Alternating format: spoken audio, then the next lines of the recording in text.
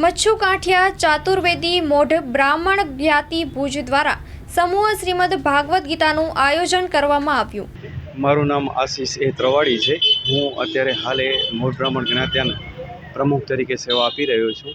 અમારી જ્ઞાતિના કારોબારી ટ્રસ્ટી યુવા પાંખ અને મહિલા મંડળ તરફથી એક સમૂહ ભાગવત સપ્તાહનું ખૂબ જ સરસ એક આયોજન કરવામાં આવ્યું છે। એનામાં કુલ 35 યજમાનો 35 પોથીઓનું આયોજન છે। એની સાથે સાથે આજરોજ અમે રામ જન્મના મોદી સાહેબના અપીલને માનમાં રાખીને આજથી જ અમે રામ જન્મનું ઉત્સવનું શરૂઆત કરી દીધી છે। આપણા ભુજ મંદિરના પૌરાણિક મંદિર શ્રી રામચંદ્રનું રઘુનાથજીના આરા તરીકે ઓળખાય છે। ત્યાંથી રામ ભગવાનના ખૂબ જ જન્મનું ઉત્સવ કરતાં અમે અહીંયા કથા સ્થળે આવ્યા છીએ। એની સાથે સાથે અમને જ્ઞાતિના દાતાઓ જ્ઞાતિ તરફથી ખૂબ જ સપોર્ટ મળે છે અને બહારના દાતાઓનો પણ સપોર્ટ મળ્યો છે। અમે જ્ઞાતિ વતી હું પ્રમુખ વતી સૌનો આભાર માનું છું। જય શ્રી રામ, જય શ્રી કૃષ્ણ।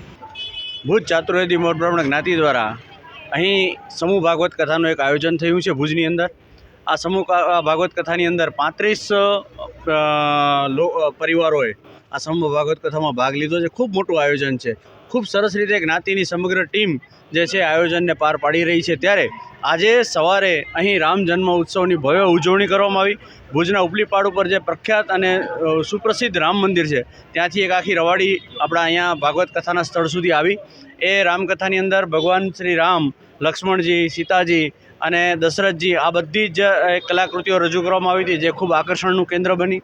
ઉપરાંત આપણા માનનીય વડાપ્રધાન શ્રી નરેન્દ્ર મોદી સાહેબ અને આપણા સંઘ RSSની તમામ શાખાઓ દ્વારા એક ભવ્ય રામ મંદિર જે આપણું 22 તારીખના ઉદ્ઘાટન થવાનું છે એની એક ભવ્ય ઉજવણી ચાલી રહી છે। એના અનુસંધાને જ આજે અમે આખી આ પ્રોસેશન રવાડી કાઢી હતી અને આ 22 તારીખના જે રામ મંદિર નું આપણે ઓપનિંગ કરવા જઈ રહ્યા છીએ એના અનુસંધાને આજે અહીં પણ અમે રામ જન્મ ઉત્સવ ઉજવ્યો।